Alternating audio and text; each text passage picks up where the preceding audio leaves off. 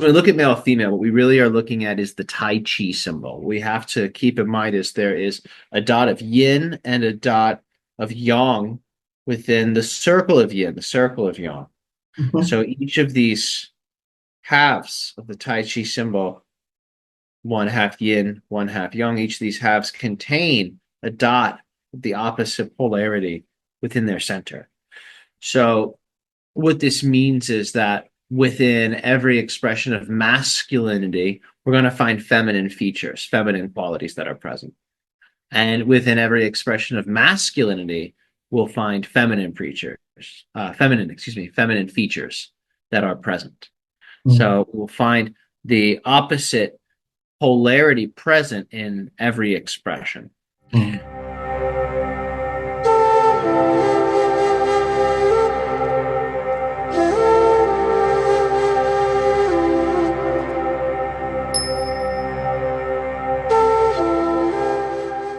Hello and welcome. Welcome to season 4 of Daily Soul Bytes Show. And this is the very first episode, and I'm so glad to have a very special guest. Well, my name is Bola Abin Bola. For those who do not know me, I'm a frequency alchemist, an energy practitioner, and a life coach. And I've featured experts in the fields of spirituality, psychology, and leadership, sharing their insights for the expansion of collective consciousness. And today I have one of my mentors, Tyler Ellison. Welcome to the show, Tyler. Hey, thank you so much, Bola, for having me. It's great to be here and so happy we finally get to do this episode. Thank you. The energies are really powerful. The energies flowing right now are really powerful. I can feel it. Thank you for joining me. I've been trying to get Tyler on the show for an entire season, so I'm really glad you're here, Tyler. I'm gonna read a bit about Tyler's bio before we start. So Tyler Ellison is a magnetic force of ancient magic and modern mysticism, a metaphysical magician and acupuncturist. Tyler fuses the realms of spirit and science, guiding those who seek to unlock the divine power within. As a certified instructor of the Universal Healing Dao, he leads his students on journeys of really profound transformation, awakening, and the soul's hidden potential. Thank you so much, Tyler. I do want to ask you before we start, just to give a little brief background as to what led you to this place. Because I know for all of us, there is a moment in our journey where we recognize the presence of spirit, and it's usually from a very dark night of the soul. And then we can no longer deny the existence of spirit at that point. And then we explore and explore, and it's really taking you to this place of magnificence. So I'd love to hear a bit about how that happened for you. And I know I have heard that already for myself, but for those who are less familiar with you, they may want to hear a bit about your story. I found as a younger person, was attracted to more melancholy things. I was certainly attracted to the occult, to occult meditation, occult symbols, but through the realm of fiction. So working through different fictional series like Harry Potter or Lord of the Rings or things like this, right? So there was sort of this playful, fictitious dimension um, to those things, but that was still what drew my attention. I liked, gothy, heavy metal music. I liked wearing a lot of black when I was younger. So I had an attraction to darker things, and I had a desire for a secret knowledge, transcendent experiences. I found it to be a very just important and attractive a thing as a young person, and I think I had a sense that there was a level of transcendence available to everybody that people just weren't tapping into. I think I intuitively knew that there's like a higher quality existence. People just have to tune into that hidden realm and they start to feel it. But I would say all of that really began for me probably around like age like 14 to 15. I'd say I started thinking about that a little bit more. Those interests started developing. By 10th grade in high school, that's when I was actively working with spiritual techniques. I'd say by 10th grade, spirituality was a process I was involving myself with. Um, so it evolved from there. I mean, it went from dabbling and like kind of superficial interest to daily practices and exploring many different approaches to spirituality. And I still practice to this day. I think spirituality to me is just as essential as brushing your teeth or physical fitness or something that is needed for foundational well-being. So I Mm, appreciate the question. mm. Thank you, Tyler. Yes, yes, I hear you when you say that you were attracted to that, darker end of the spectrum from much early on, and there is always this, this awareness of different dimensions and different um, inclinations that probably 8 billion inclinations that are possible, and just being aware of what we have come to explore and using that to live wholesome lives, whatever we have come to explore. We definitely have a chance to explore it in a way that allows us to expand and add to that collective consciousness in an expanded way. So I do love that angle. And really, the dark nights of the soul for me is something that I do want us to look at today. Because really, a lot of the times it comes about as a result of that imbalance between the masculine and the feminine energies within us. Because no matter what gender orientation we have, we all have that masculine and the feminine energies. It's about the energy that's within us, that yin, which is the feminine, and the yang, which is the masculine. And it's all about how do we integrate those? Because when we have an imbalance, this is what is going on. And there's so many ways to interpret the dark night. But I really believe that those energies, when they're imbalanced, create that dissonance, and it's a way for us to awaken into a deeper truth within us. And I would love you to really, from your perspective, Tyler, what is, how would you define the masculine energies and the feminine energies, as well as the pros and the kind of the darker shadow parts of those two energies? So if a person is on the fence about if spiritual process is important or is something they should involve themselves with, it's certainly important. Um, and I think that the dark night of the soul, I think, really pushes people onto the spiritual path because uh, person's sort of faced with their limits. There's a reality to the limits they've built, right? And that limit might be the narrative they're telling themselves about themselves or their life. And they're finding that that narrative no longer fits, or they're finding maybe that narrative is no longer true, or maybe they're finding it never was true. And that can be crippling for people. Sometimes people find out, that this ego they thought they were, right? Turns out that ego is just an idea, right? It doesn't have this like objective truth, right? And that can be a big blow for people. That can be a tough one to accept, right? That their existence is more or less an idea. Um, but I mean, at the end of the day, right? They're not ultimate dark truths, right? Because that beingness that you are, right? That idea that we are expressing ourselves as is based upon a life force, right? Which is a bigger expression, transcends the how would I describe it? The fragileness of ego. So anyway, there's a lot of ways I think to access the spiritual world, and the occult and the darker themes I think are great ways to get into it.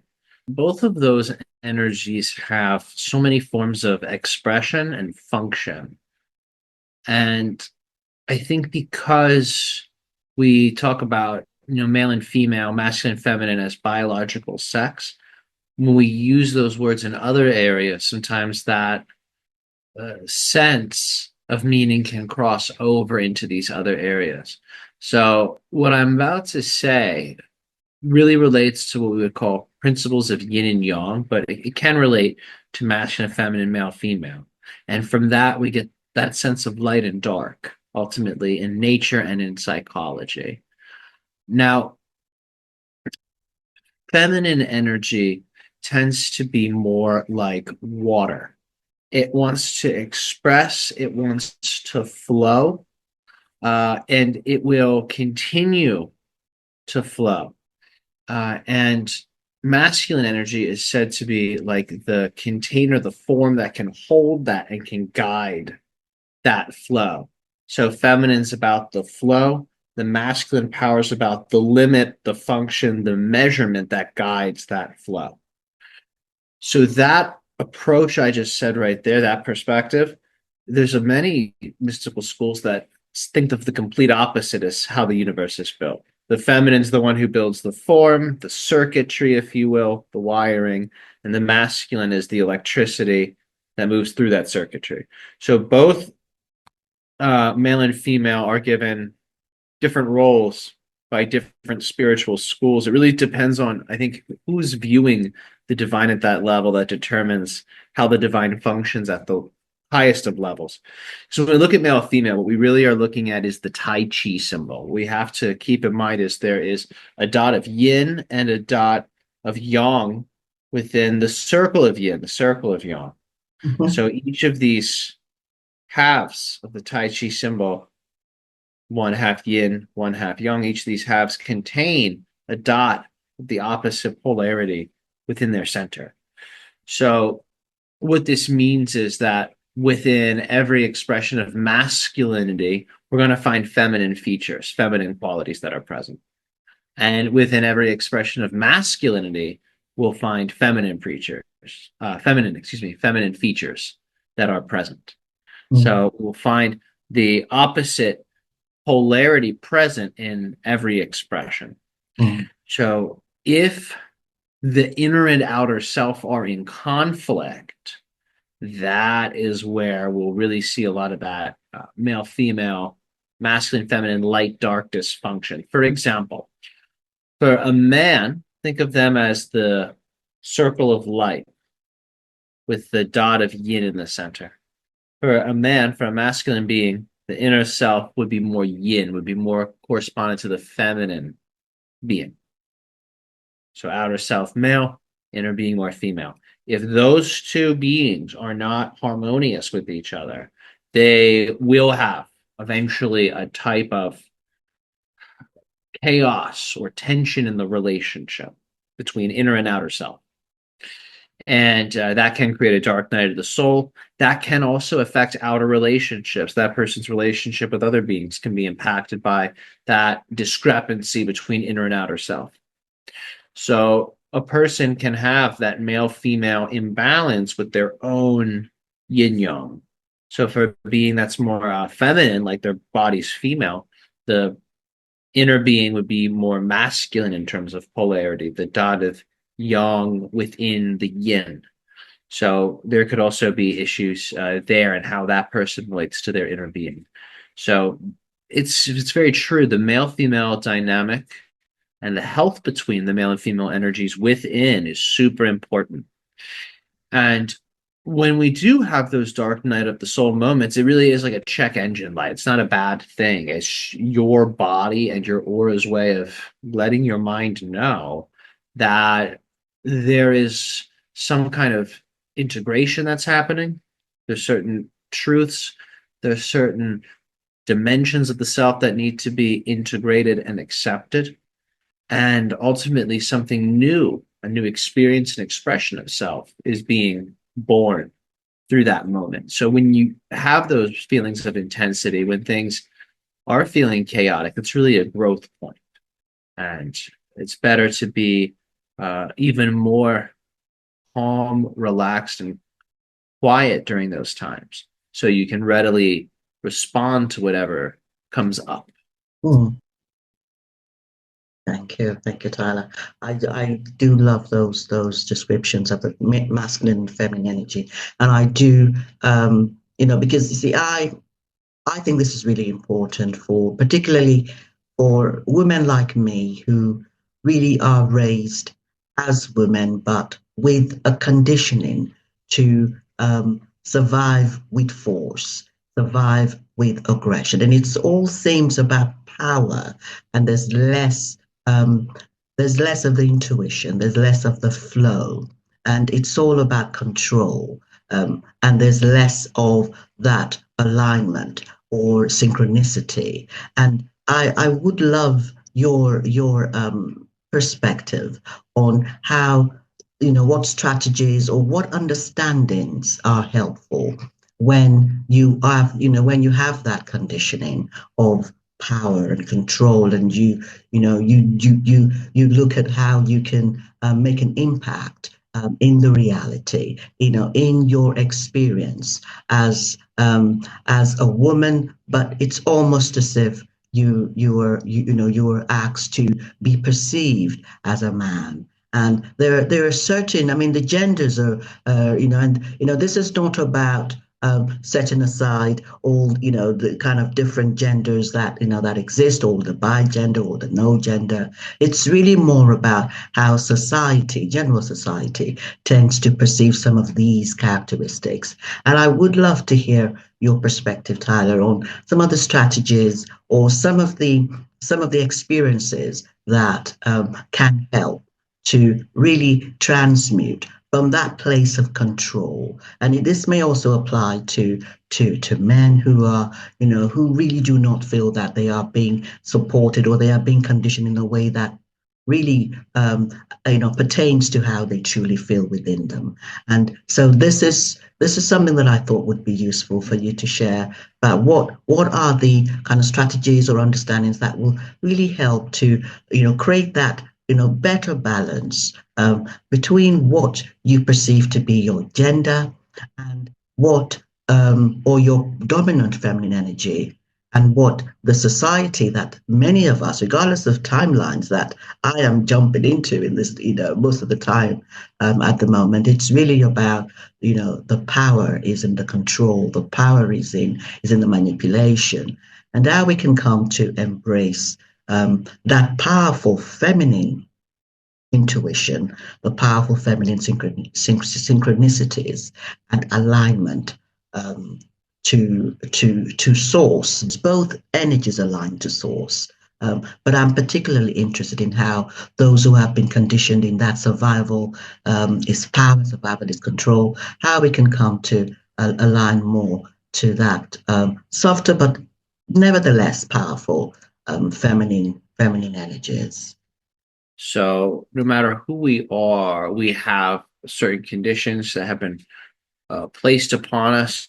We've agreed to these conditions knowingly or unknowingly. Some of these conditions are quite good. We're all very glad we're agreeing to them. And some of them, right, they're not necessarily healthy conditions. They're not needed conditions. They're not really benefiting us or really others in a true way. And those conditions that we take on, they're going to vary from person to person. But some of those conditions, it's something that perhaps parents gave to us. Maybe someone in the household felt threatened by someone else's power, so they put a limiting belief system onto that other person who they felt threatened by to contain that power. That's one example, right? Uh, Perhaps it's a condition created through the influence in advertising. A person lacks something, maybe it's beauty or maybe it's style. And now that condition is you, customer, are a person of lack.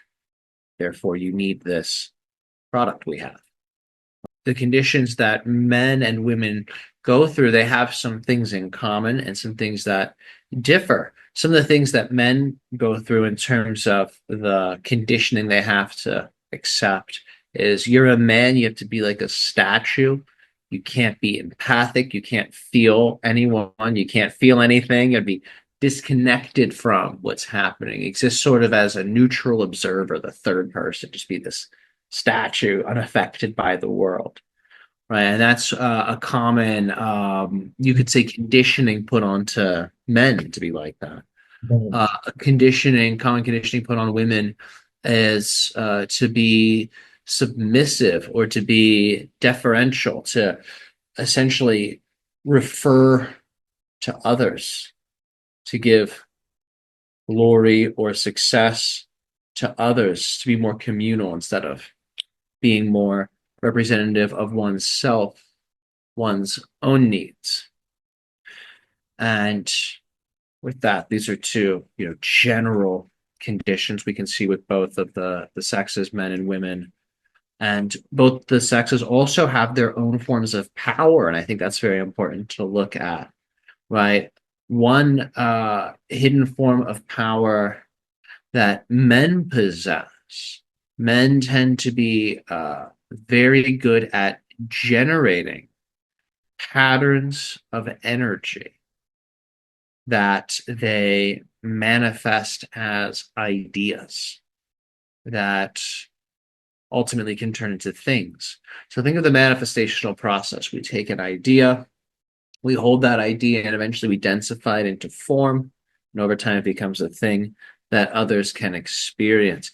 Because men don't go through that same process that women do in terms of creating life within them, men tend to have a talent for being able to take ideas and turn them into physical things, almost as a way of balancing for that power and compensating for that power that the women possess that they themselves don't possess, which is the ability to do that for a human being, right? To do that for life. So it's said that men have this power of being able to take images and create them and make them manifest, to make them into form. The feminine power is said to be an empathic power that ultimately blends personal and collective will. So, feminine power, when it's fully ignited, will have this very powerful blend of male and female energy behind it. I think of it as the water of fire, in the sense that it is a like a volcano under the sea. It is a burning fire that creates a transformative condition within the water. So this type of feminine transformative power is very much present, I think, in women, and this type of inner fire that can transform a person's mind and the society around them. This oftentimes is subdued. They're told to keep that power down, right? Not to embrace that. And I would say it's a suppression of the masculine of the female in a certain capacity. It's a strange type of suppression. But both men and women go through these suppressive things, and with liberating oneself from this stuff, it's really the side effect of spiritual process is ultimately the liberation of the individual from outdated belief systems, outdated dogmas, rigid ways of thinking that prevent an individual from seeing reality clearly. That these are the side effects of a successful spiritual process. So whether that's a yogic path or a medicine path or a Taoist path or what have you, those are the side effects. It's a type of deconditioning, a removal of the identifications of mind that cause us to become attached with the ego structure. My ego structure, right? Myself, I'm a man. I have white skin. I have what else? Brown hair. Three associations, right? So these are going to be three different expressions of mind, right? For example, I don't have like bleach blonde hair or jet black hair, right? I have the kind of hair that I have. So that has an influence on my personality. The same can be said for skin color. And of course, the same can be said for gender. So there's many different expressions of consciousness that just these basic things I'm associated with correspond to. Now imagine the things beyond me, where I am living, the kind of car I drive, the kind of friends I have, the kind of clothing I wear, the types of places that I go. All of these things have an energy. All of these things have corresponding frequencies of consciousness behind them. And if I am unaware of my spiritual connection, if I am unaware of my spiritual self, I will mistake my true self for some of that energy that I am in relationship with. Mm. Right. And if that happens, then I will mistake myself. I will mistreat myself. I won't act appropriately with myself. And the same thing will be the case gradually with the relationships with others around me.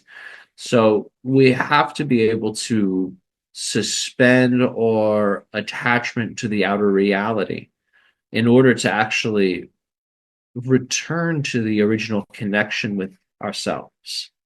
Um, because what a person is, it's more infinite and it's more all encompassing than anything they can experience outside. Mhm. So I think those are important points. Mm. Thank you, Tyler. I do understand what you're saying about how, yes, we have all these physical attributes that lend to a particular meaning.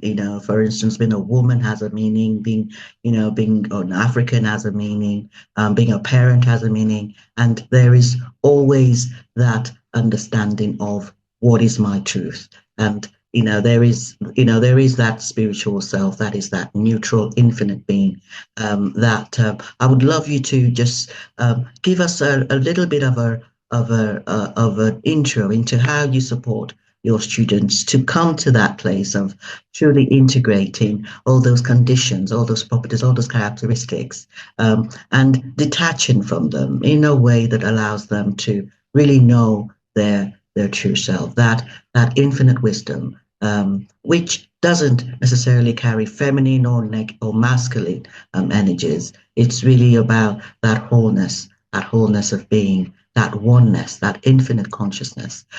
If you could just give us a little bit I know you have so many modalities that you use, but just maybe one or two things that you support your students to learn about integrating those energies and stepping away from those physical characteristics of which are valid, which we need for our day to day. It's not about setting them aside and not coming back to them, but how we can allow the consciousness in the body and the mind to be, to embody more of that spirit self. So I'd love you to share some of your understanding and the way you support your students. I have learned a lot from you already, all these years, and I'm still coming. I was at one of your webinars last month, and I will be coming to the one this month as well.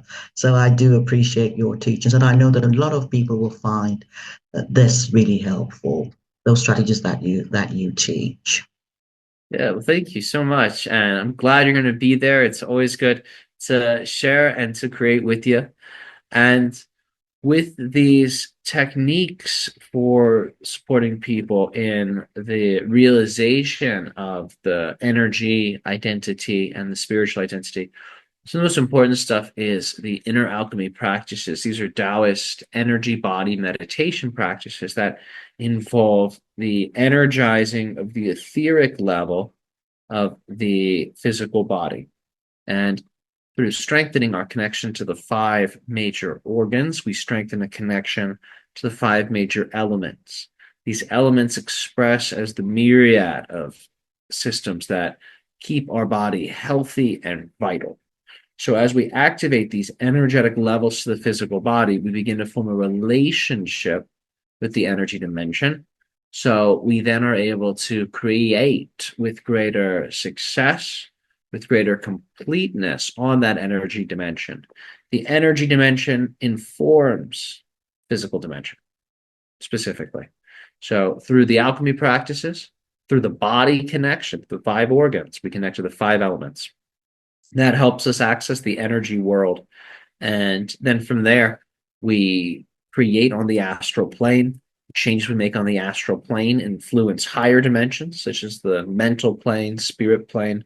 Those astral dimensional changes also impact the physical world. So we're able to experience those changes Mhm. here.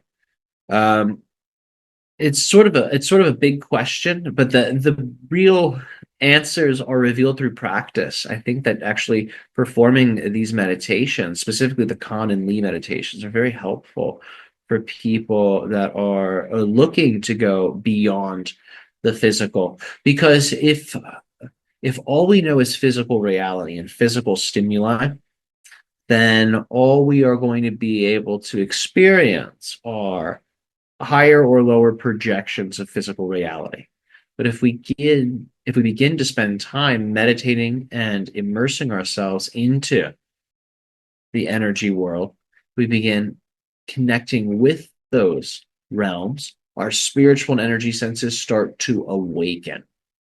And from activating those senses, engaging with those senses, we then awaken an awareness of our energy persona, our spiritual persona, right? Because when you go to sleep at night, right, there's a persona that continues on, right? Who are you when you dream, right? That's another level of self.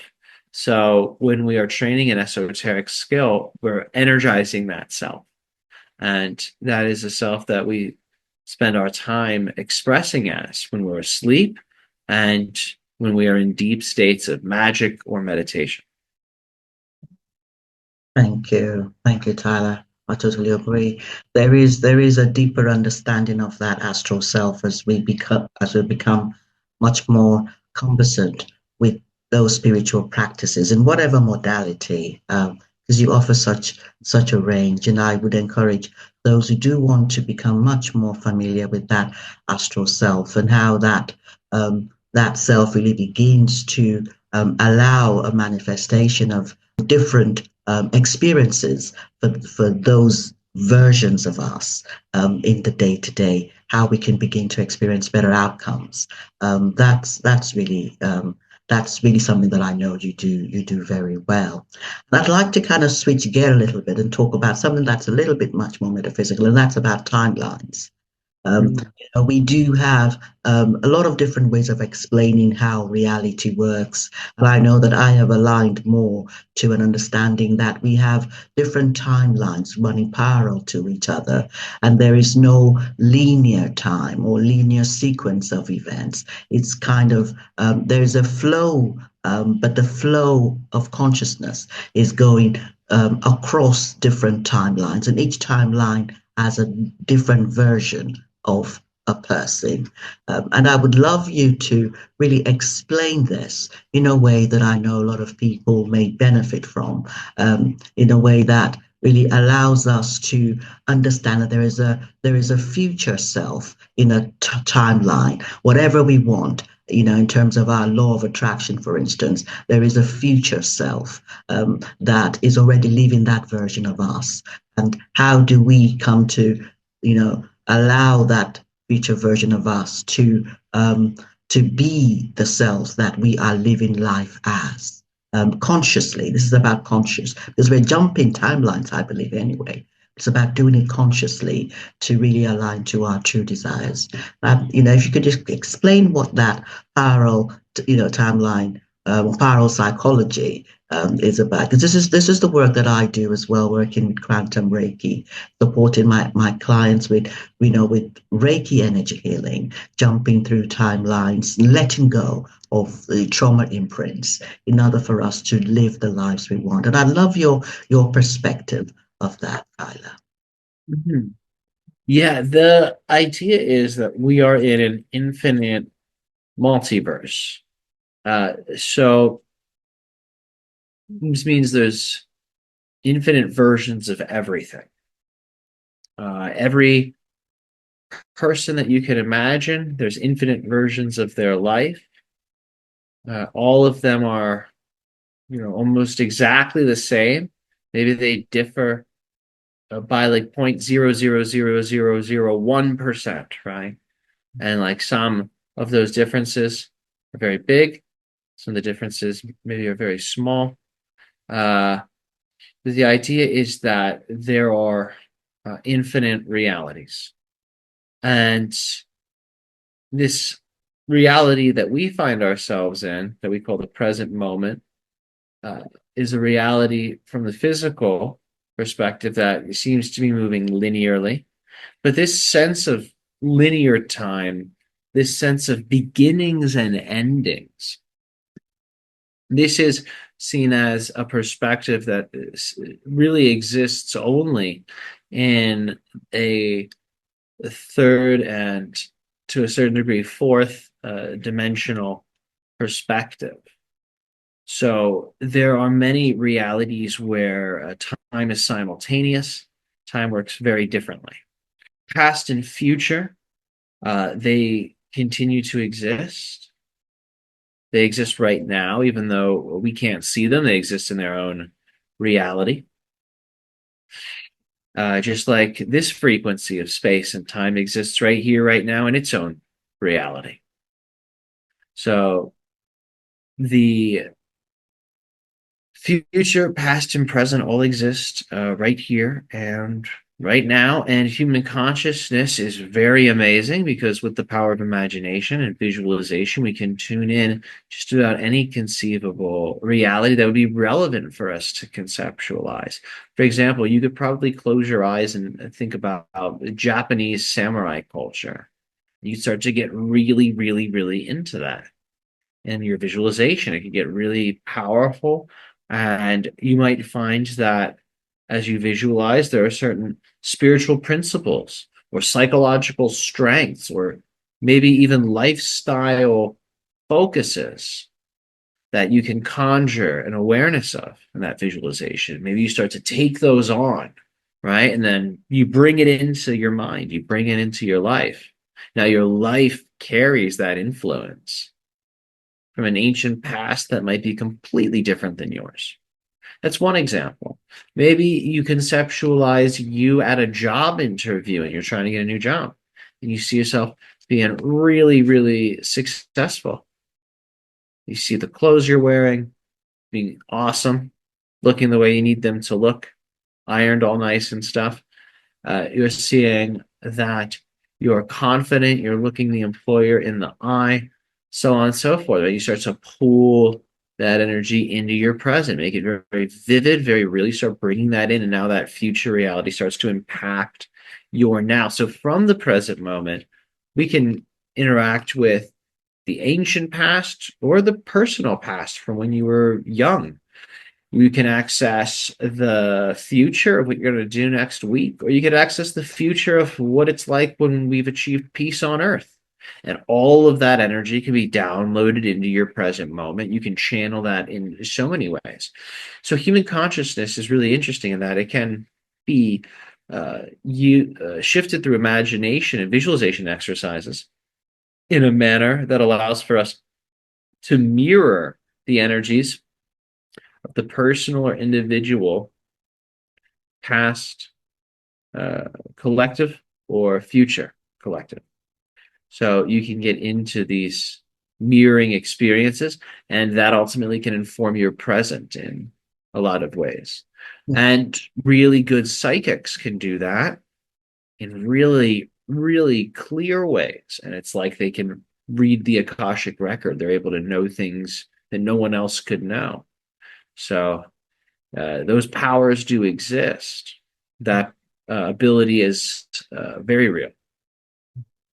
Yeah, thank you, Tyler. And I know that, I've had, a lot of experience in seeing multiple timelines. For instance, I remember my son had one morning we looked in his under his tongue and he had a cyst, and we took him to the doctor, and we found out that he was a ranular cyst, and it was something that needed to be operated on. And I remember saying to him that we do want to have this cyst not be there when we go and see the consultant, because you always have to have a pre-surgery assessment before surgery. And I said to him, when we see the consultant before we go for the operation, we actually don't want the cyst to be there, do we? And he said, no, we don't want it to be there because it was painful for him. And that, it was about 2 to 3 weeks before we saw the consultant for this, pre-assessment clinic. And he, I hadn't checked his tongue for about a couple of days before we went, but I had a picture of the manual cyst. So we went into the office of the consultant, and I wasn't even looking. I just said to the consultant, "Look, Shem, open your mouth." And the consultant said, "There's nothing there." I said, "No, no, no. Open it wider. It's there under your tongue." And he kept opening his mouth, and the consultant kept saying, "There's nothing there." And I looked, and there was nothing there. And I showed the picture, that I'm not crazy, it was there.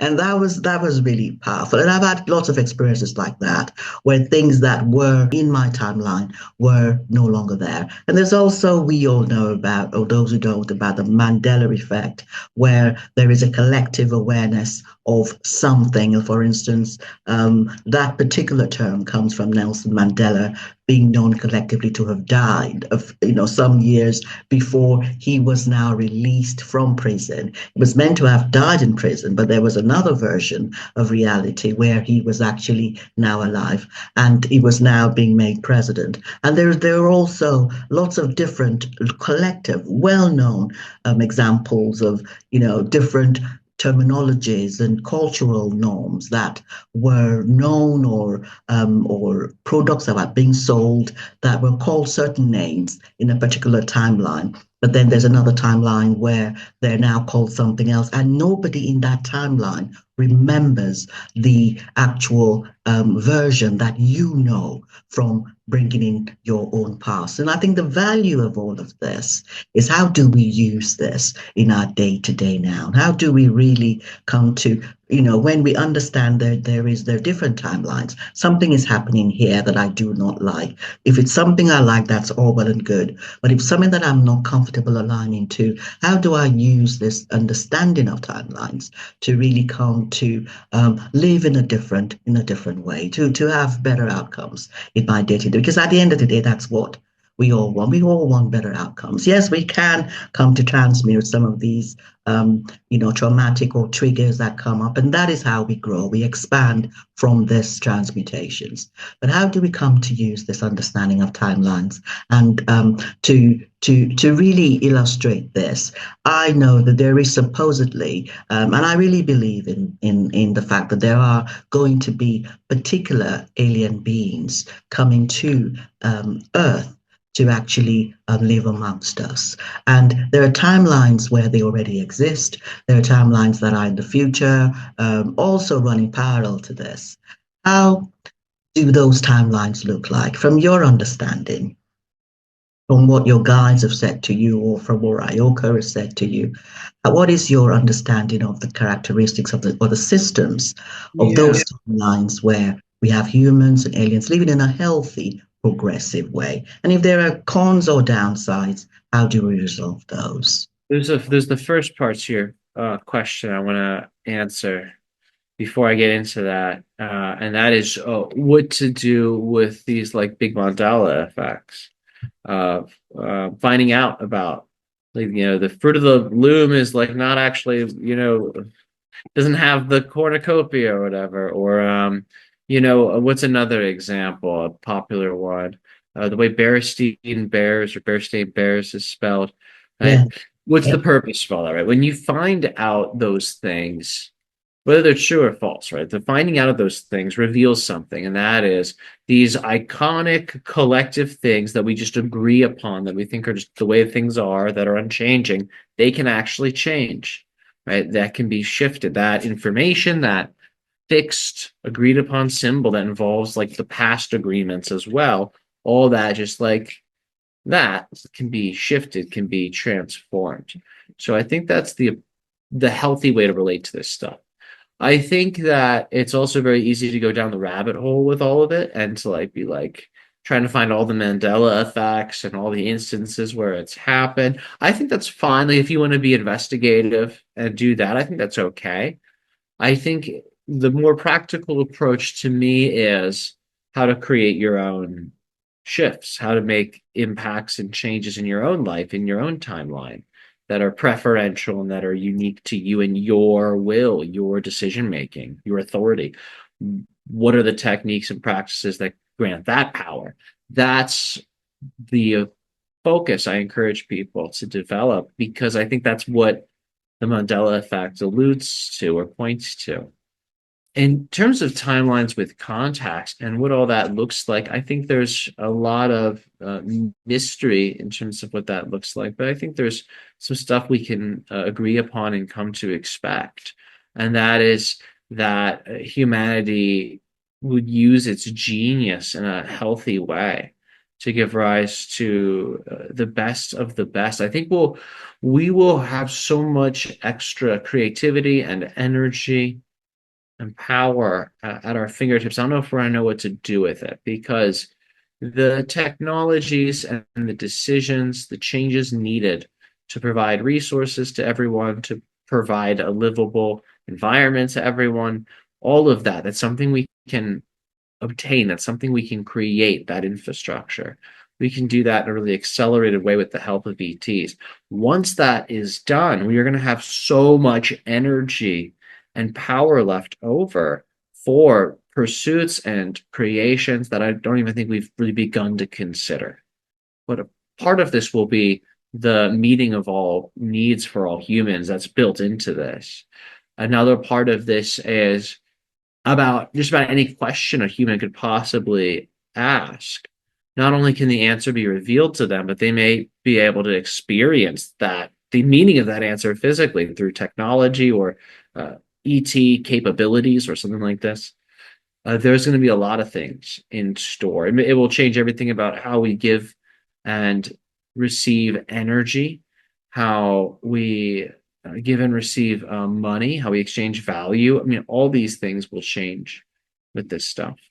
So I don't think I can do it justice here, but I can say it's definitely in alignment with what humanity's been asking for. When I think about what I hear everyone talking about their top values, when I hear people talking about what the changes they want to see in society, the teachings I hear from the ET beings align with those values I hear people desiring and expressing a need for. Mm, I love that.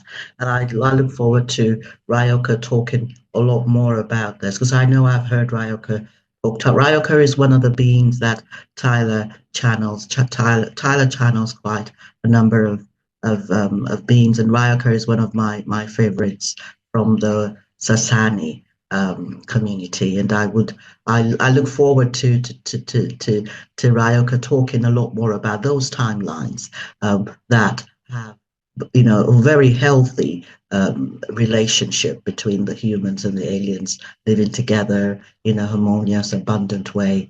Because really, that is what will help us to shift some of those triggers and those conditions and those fears when we can look forward to something that is really conducive, that is really healthy, and we can trust and feel safe. Know that we will still be safe in those timelines, because at the end of the day, that's really where we're heading. When we look at AI, I would never have thought I would be using AI myself in this. I started when there was no internet, so this is a really interesting time. So yes, but I would love you to tell us, Tyler, what kind of offerings you have, some of the online offerings you have coming up for those who may want to, who may want to connect with you, now that they've seen you, and also I know you have a retreat coming up in Japan. So if you could just tell us a bit about those for those who may want to connect with you. Sure. So we have some great stuff coming up. Each month we have a magical group energy exercise and ritual that we all partake in. This month in April, we're doing the awakening of the Bull of Heaven. So this is going to be a meditation, a group energy ritual on abundance, power, expansion. And each month that group meditation and ritual will change. So do stay tuned, because by the time this releases, you're going to get some special updates as to the most recent one that we are doing. So every month we'll have one of these exercises, as well as a special transmission from the entity that I channel that Bola was describing. This is Ryokah of the Sassani. He's a wonderful entity. He speaks about a myriad of different topics, very knowledgeable, very amazing. And each month he speaks through me in these events, and we talk about the major civilizations, the ET beings, and the astral societies that have a strong connection to humanity and our ascension process.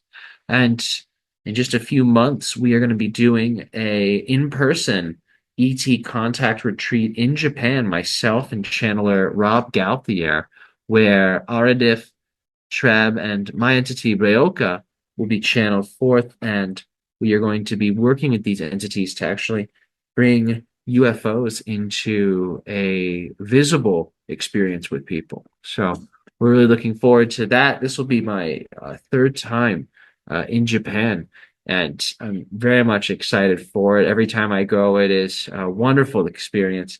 And this is our first time putting I've been on with two people, so having Rob there is incredibly exciting, and being able to support him in his Japan adventure is quite nice. So we're looking forward to it, and that is going to be in June. The end of June, June 20th is the start of the retreat. Thank you. Thank you, Tyler.